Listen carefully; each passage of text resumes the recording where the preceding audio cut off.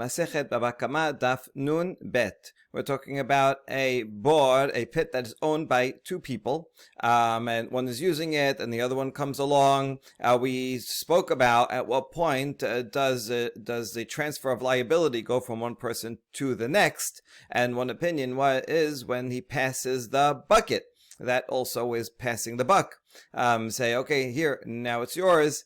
And then if something happens while that second person is using the board, that second partner is liable. Okay, since we spoke about passing a bucket as a way of transferring liability between two partners, we're going to speak about it also regarding selling.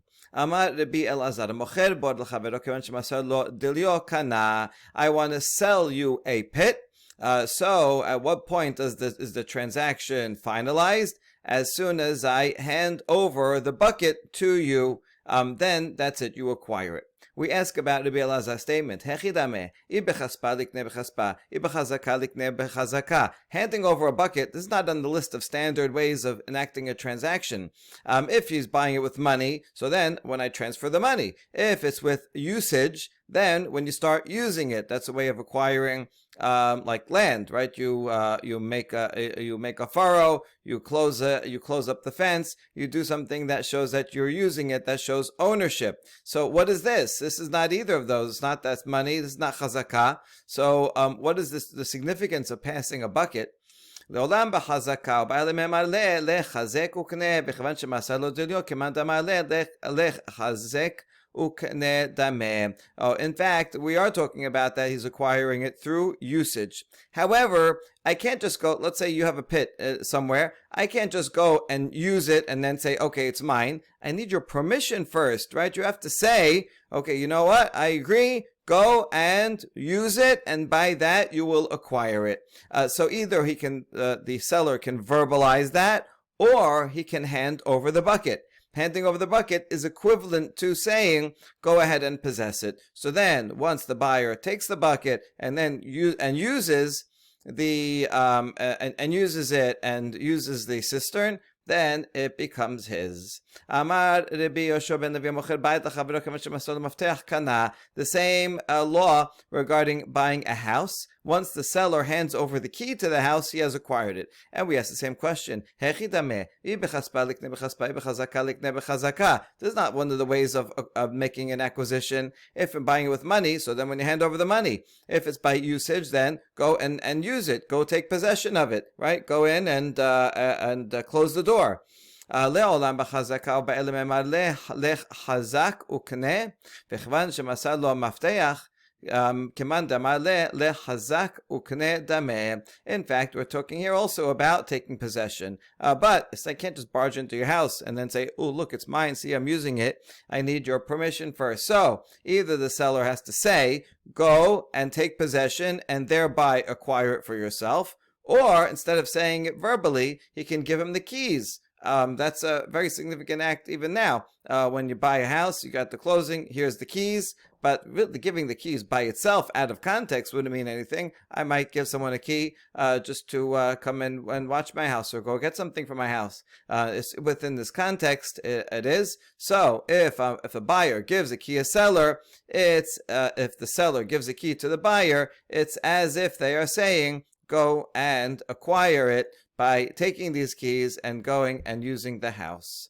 Amar Shakish mishum Rabbi Yanai hamocher eider el chavero kevan shemasar lo mashkuchit kana. If I want to sell my flock of sheep to someone else, if I hand over the mashkuchit, then it is that enables the acquisition. We'll see what this is in a minute. Hechidam, we ask the same question. Ibim shicha likne mshicha, im sira likne b'mesira. Well, acquiring animals is done in a couple of ways. One is by pulling it. That's for small animals. I have to actually pull it. Or I hand over the reins. Sorry, for a big animal, I hand over the reins. Now, what is this? This is neither of them. So we answer, Lo lam v'meshicha, be'lememar le, lech meshochu k'neh, v'chevan shemasar lo mashkuchit, keman damar le, lech meshochu k'neh dameh. In fact, it's by pulling, but you can't just go pull random animals. I have to give you permission. Either I give you permission verbally, go pull this sheep and thereby acquire it, or I can give you this mashkuchit and that is the equivalent of saying, go ahead, and now I give you permission to acquire it. Now, finally, my mashkuchit. What is this thing, mashkuchit? Hacha targemu karkashta. In Bavel, they say it's a karkashta, it's rings that the shepherd uses that make sounds, and the flock follows when he makes those sounds. So it's not the physical rings, but it is something that the shepherd uses to lead the sheep, and so if I'm giving that to you, that means I'm giving you control of them. Rabbi Yaakov Omer, Izad Azla Beresh Aydra. Rabbi Yaakov has a different opinion. He thinks that karkash, the mashkuchit, is the goat that goes at the front. There's a lead goat. Everybody respects that goat. All the other goats, they follow wherever it goes. So whoever owns the goat, that goat is going to be able to lead all the other ones. So if once the seller hands off to the buyer this lead goat, then he acquires the rest of them. Kidrashahu Galila A Aled Rav Chista Kadragiz Ra'aya Al Ana Abe Lenagada Samuta. We see this usage in a statement of a certain Galilean person said in front of Rav Chista. He said, when a shepherd is angry at his flock, he makes the leading goat, the nagda, that's the same as like in Hebrew, nagid, like Rabbi Shmuel HaNagid, the leader. He makes the lead goat blind, and then when the lead goat is blind, then nobody else knows where to go, because that's when the shepherd is angry. He wants angry at his flock. He wants them to get lost, so he blinds the lead goat. So this, why did he say that in front of Rav Chista? Is he talking about Rav Chista, saying that this is implying, well, more than implying that Rav Chista is not a good leader? And so he says when the shepherd is angry, meaning when God is angry, he gives them, angry at his people, then he appoints for them leaders that are blind. Okay, if that's what he means, that would be very insulting. Or maybe he means in general, he's talking about leadership of the people in various other times of history or in general. All right, anyway, that's what we see, that there is such a thing as a lead goat, and Rabbi Yaakov says mashkukit is that lead goat that is referred to in this statement as well. Nu Mishnah, Kisau Harishon, Uba Hasheni U'Misau Megule V'lo Kisau Hasheni Hayav. We're still talking about a pit that's owned by two people. Now, over the first one, he covered it. Okay. And then the second one passed by and saw, it was uncovered. Somehow it got uncovered in the meantime. And let's say at that point, something falls in, an animal falls in, and the second one is liable because he's the one that noticed. The first one's not liable because he, in fact, covered it.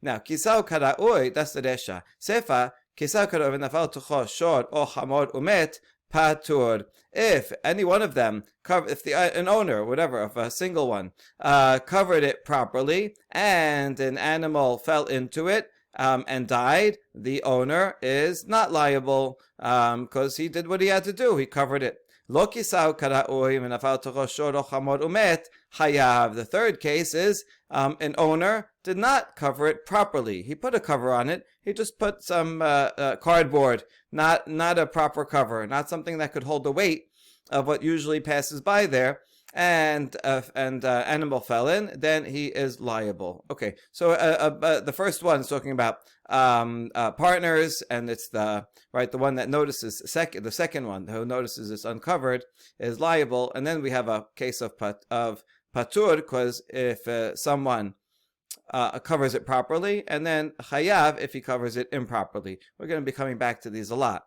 Nafal lefanav mikol hakiriyah chayav lachad. Lacharab mikol hakiriyah patur. Someone's digging and making a pit wider, makes a lot of noise, and making a lot of noise, a loud bang can startle not just a person but also an animal. So if an animal is near the edge of the pit, and because of the loud noise of the person digging in the pit, it falls in, the owner of the pit is liable. But if it falls lifanav, forwards. But if it falls backwards, then one is not liable. There's a couple of different interpretations of this, and why it should make a difference if it's forwards or backwards. That will be a discussion on tomorrow's daf. נפל לתוכו שור וחלב ונשתברו, חמור וחלב ונתקרעו, חייב על הבהמה פטור על הכלים. If an ox fell with the vessels that is carrying and the vessels break, or a donkey falls in and with its vessels or garments and the garments that is carrying rip, the owner of the pit is liable for the animal, but not for the vessels, as we've seen a number of times that a pit is the owner of a pit is liable for damage to animals, but not damage to vessels. נפל לתוכו שור חירש שוטה וקטן חייב בן או בת עבד או אמה פטור.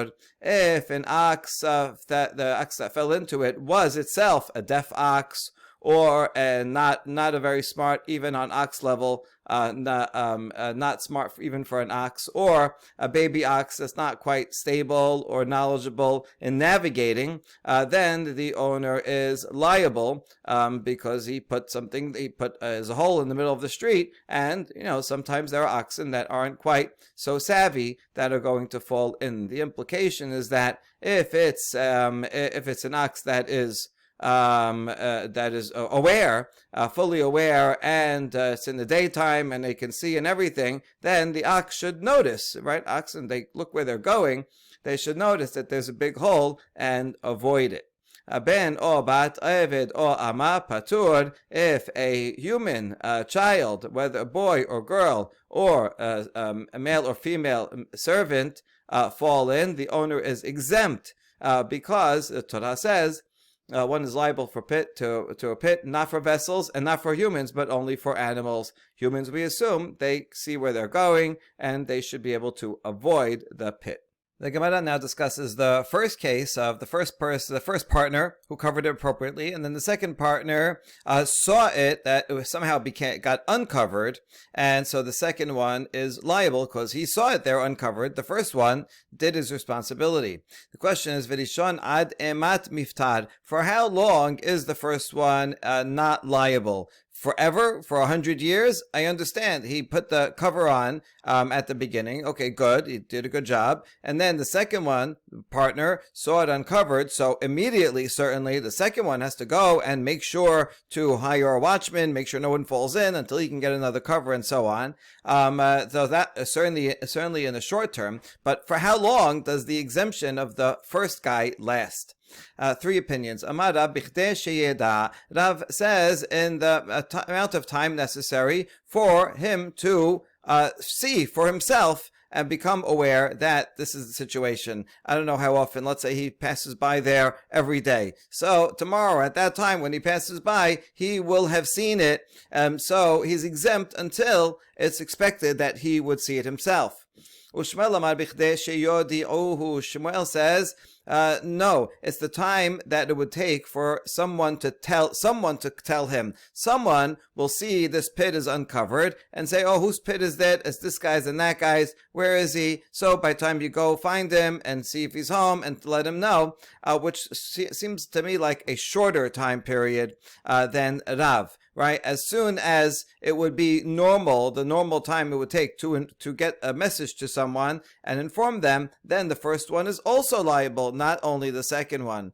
Rabbi Yochanan amar bichdei sheyodi'u ve'yiskor pa'alim ve'yichrot arazim ve'yichasenna. Rabbi Yochanan gives a longer period. He says not only, you don't only have until the time that the first partner knows about it, but rather, he has also amount of time that would take to do something about it. He has to make a new cover. This guy, he made a cover at first, but now, I don't know, it got kicked off, it got lost. So he has to go hire workers, cut down cedar trees, make a new cover. That whole time, he is not yet responsible. The second partner, who's the one that actually sees it first uncovered, he is immediately responsible. So he has to go and hire a watchman, stand there, whatever it is, make sure that nothing happens. The first guy becomes responsible only when either of these three time periods have passed. All right, that's the first sugya. Kisau kara'ui v'nafal l'tocho shor o hamor umet patur. The next case of the Mishnah talks about just one person. Forget the partnership now. One person owns a pit and he covered it properly. And nevertheless, even though he covered it properly, somehow an ox or a donkey falls in and dies. He is not liable because he did what he had to do. Now we ask, practical question. If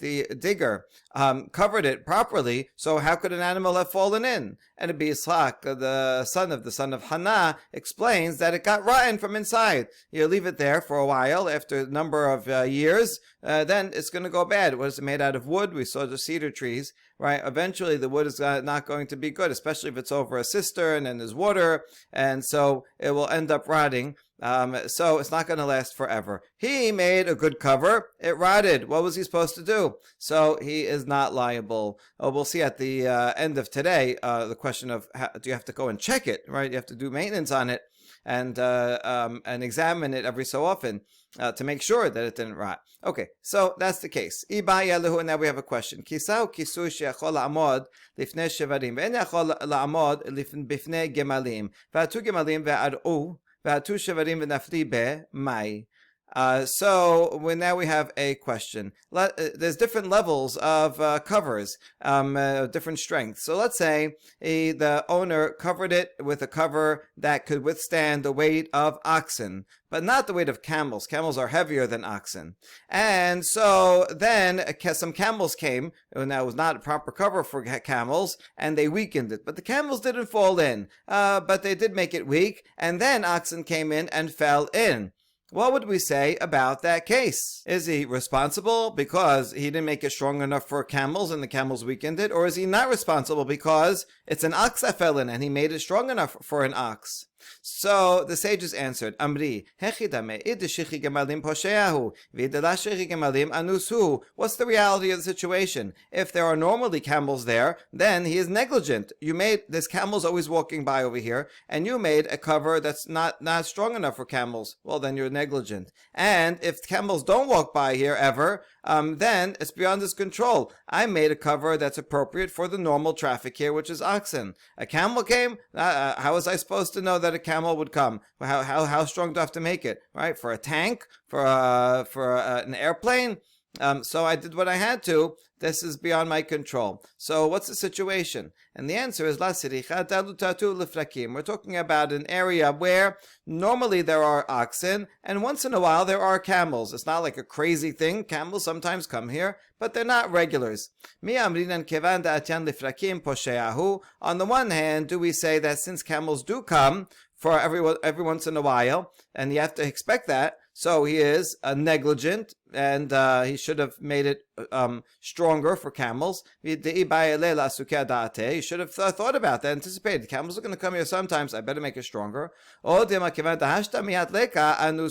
we say that right now there are no camels, and it's an ox that fell in, so he's beyond his control. He didn't do anything wrong. That's the two sides of the question. Let's try to answer. We're going to attempt a couple of answers from two parts of our Mishnah, and then we're going to have an Ika de Amre that gives a whole nother version of this entire sugya, but by the end we will have a conclusive answer, at least to the second version. Okay, Ta Shema, Kisau Kara'u v'nafal tocho shor or chamor umet patur. This is from our Mishnah, the second case of our Mishnah, that says that if he put a proper cover on it and nevertheless an animal falls in, he is not liable. What kind of proper cover did he put in? If it was a proper cover for ox and for camels, well, how could it fall? Can't be. Rather, he did the medium cover. That's good for oxen, but not good for camels. Good, that's our case. That's what we want to know. If there's always camels there, then why would it be patur? He is negligent. There's camels here. You have to get the upgrade. And if there are no camels there, then it's also then this would be redundant. This would be a simple case. obviously it's beyond his control. He made the proper cover, and so of course he's patur. I know the Mishnah says patur. I agree with the Mishnah. He did a proper cover, but you wouldn't have to say it. There's no chidush here. Rather, there must be a case where they come intermittently, camels, and that's the case that we're looking for. V'atu shevarim v'nafal be ukatani patur alma kevan dashta leka anusu. And so they come once in a while, and some camels came here and there, and they weakened it. And then an ox came, and the ox actually fell through it. And this Mishnah teaches patur. So this is an answer to our original question. We see that if you make a medium strength cover, and a case where once in a while camels come, we consider that beyond his control, because right now in this situation there were no camels. An ox is in fact the one that fell in. We call that beyond his control, and he is a patur. Amri, we say no, that's not a good proof. It could be that this Mishnah is talking about a case where you did the upgraded cover that's even good for animals. And that what you asked before, oh, how could it fall if it has a proper cover? We already answered that it was a proper cover, but then it rotted from the inside, and that's why it fell. But in fact, the Mishnah is not necessarily talking about the case that you are asking about, where it's a medium level cover. It could be it's a high grade cover, and therefore there's no proof from this Mishnah. All right, let's try from the next case in the Mishnah. Tashema lo kisau kara uvenafal letocho shoro chamor umet hayav. If the owner did not put a proper cover, and an ox fell into it, or a donkey, and died, then he is liable. Hechidami. What kind of case are we talking about? Peshita. If it's a flimsy cover, not that couldn't withstand not an ox and not a camel, then obviously he is liable. You have to teach me that? Can't be that case. Rather, it must be that it's a medium one that can withstand oxen but not camels. Hechidame. So what's the sub case here? If it's where there's lots of camels, then he's negligent. Certainly he would be chayav, nothing to talk about. And if there are no camels there, well then he did what's proper. There were only oxen. He built one that's good for oxen. A camel came on this road, and camels never come here. So then he would be anus. Rather,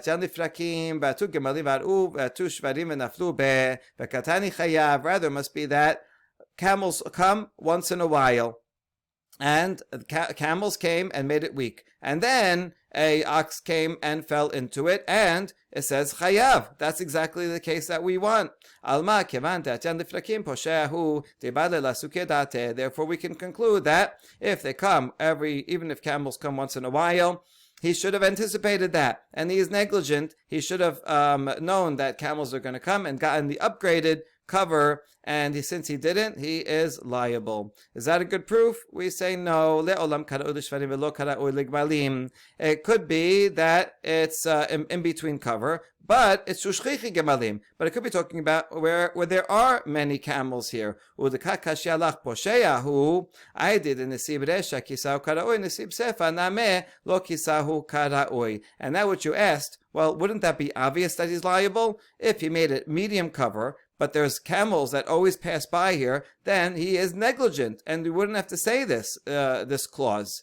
And so the answer is, you're right, it is an extraneous clause, but because the resha, we're calling the second case in the Mishnah the resha. The first case was his partners. The resha is the one that says patur because he made it proper. That was actually the chidush that they wanted to tell us, that if you made it proper, then you are patur. That was the chidush. But now, since it said that, just for the sake of parallelism, the Sefa says, and the opposite, lo kisau karaui. But really, you're right, this is an obvious law, because there are camels always there. And that's what the Sefa is talking about. It's not talking about our case where there's only an occasional camel, and therefore, there's no proof either way from our Mishnah. That's the end of this version.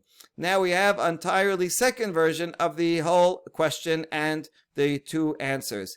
And that this time we're going to have a third answer that will be successful. This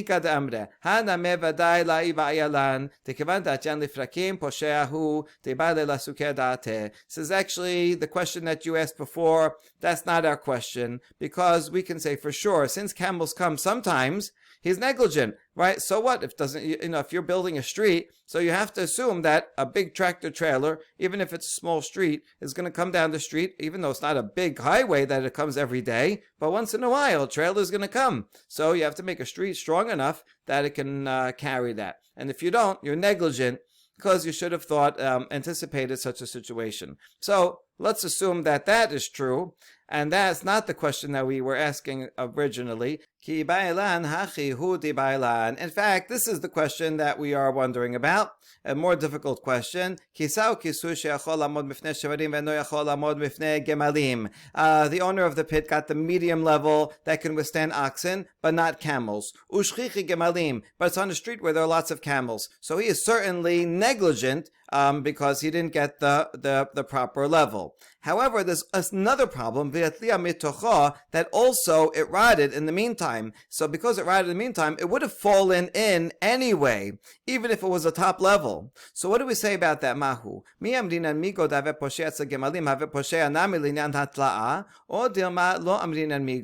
question is, do we use a migo argument that since he is negligent in one area, that he got a sub-level quality because it cannot withstand camels, and there are camels here, and therefore, since he was negligent in one area, we apply the negligence in the other area of rotting. See, if he got a top level and it rotted, the Mishnah, we already established that it's not his fault that it rotted. How is he supposed to know? So he wouldn't, if it was just rotting, he wouldn't be liable. But now that he did something else wrong, so then we apply migo argument and we apply that liability also for something that wasn't his fault. A modern example might be if someone is driving under the influence and he hits a pedestrian that jumps out of nowhere. So we're going to hold him liable, even though, let's say he was sober. If a sober person had been in that same situation and it was dark and the pedestrian jumped out of nowhere, we would have said, oh, it's a mistake, not your fault, it's okay. So he didn't actually do anything wrong. So let's say he happened to be also, he was driving drunk. So then we say, since you did something wrong and you were driving drunk, even though it could very well be that you would have hit this person anyway, even if you were sober, doesn't matter. Once you do something wrong and drive drunk, then we hold you liable even for another case, even for something that you would not have otherwise been liable to. That would be a kind of modern migo argument. Do we say that, or do we not say migo? Listen, it's true, he got a mid-level thing, but it wasn't the camel that fell in. It was an ox that fell in, and it was because it rotted inside. So he wasn't, not his fault. The accident happened because of rotting, and so therefore he would not be liable. That's the question. Let's try to answer it. This is the Resha, the second case after the partners, is the Resha, where he covered it properly and an ox or a donkey fell in. He is not liable because he covered it properly. And we already saw that Yitzchak said, this is the case, how could it fall in if he covered it properly? Because it got rotted inside. Now what's the subcase?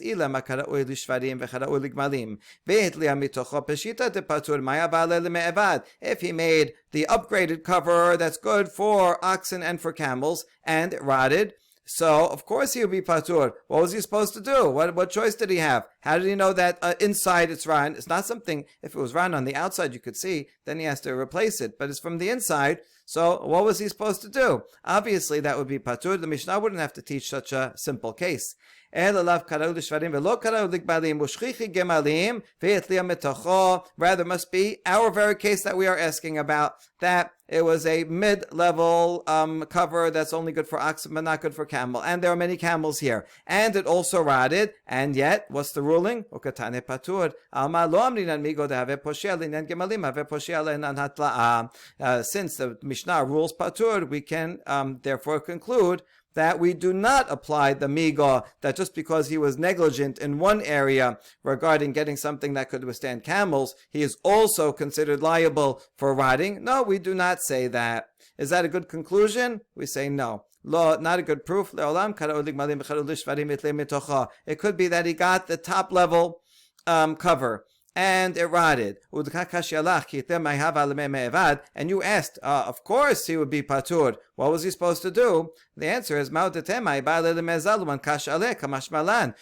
I might have thought that he should go and knock on it every once in a while, right? See if is it hollow inside because it got all rotted, or is it still nice and solid? We might have thought that he has a responsibility to check on this cover on a regular basis, and therefore it teaches us not so. All he has to do is put a good cover there in the beginning, and I guess it's unusual for it to rot inside, so we can assume that it's if it's there, that is still good, and that's what the Mishnah is coming to teach us. It's not talking about our case.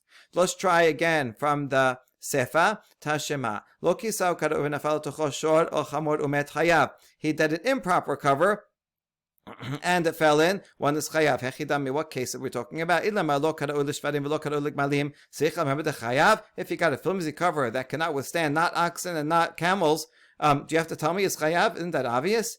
Rather, must be the mid-level one. Now, if it's talking about where there are lots of camels, he's certainly negligent. So that would be obvious. You wouldn't have to tell me that. And if there's no camels there, well, he got a proper one for oxen. So So he did what's right. What was he supposed to do? Of course, he should be patur. Rather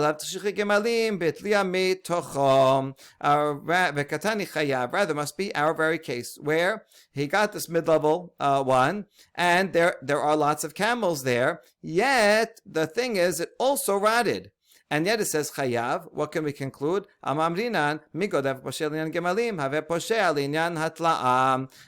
Since he was negligent when it came to camels walking on it, because there are camels there, and he got a substandard cover. So once he is negligent in one area, we hold him liable also regarding the rotting, even though otherwise, if he got the proper cover, we would say patur regarding rotting.